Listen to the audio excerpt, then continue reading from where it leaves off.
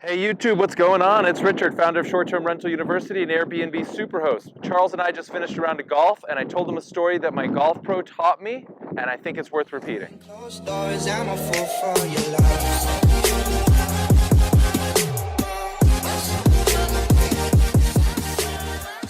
Charles and I just finished a round of golf. It was a beautiful day. We had a lot of fun. Neither of us played very well. And I repeated a story that the golf pro at the PGA National, where I took some lessons last week, shared with me.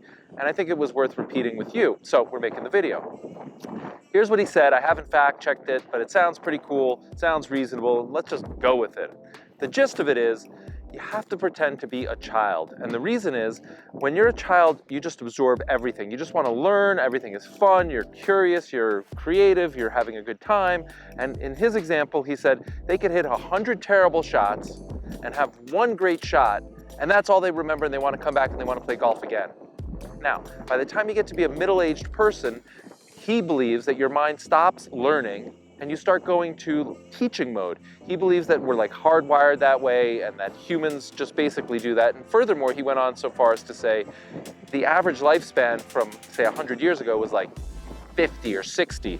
So by the age of 30, you've shifted from being curious and looking to learn like a child into more teaching mode. From 30 to 60 until you die, you're now just teaching, you're passing on the wisdom. And so by way of example, on the golf course, he said, most people that are in the mid-30s and older are harder to teach because they will have 100 good shots and one bad shot, and all they remember is the bad shot. And it ruins their day, it might ruin their week, it might ruin their round, whatever. But like, as opposed to the child that remembers the one good shot and ignores the 100 bad, middle-aged and older people remember the one terrible shot and forget about all the good ones.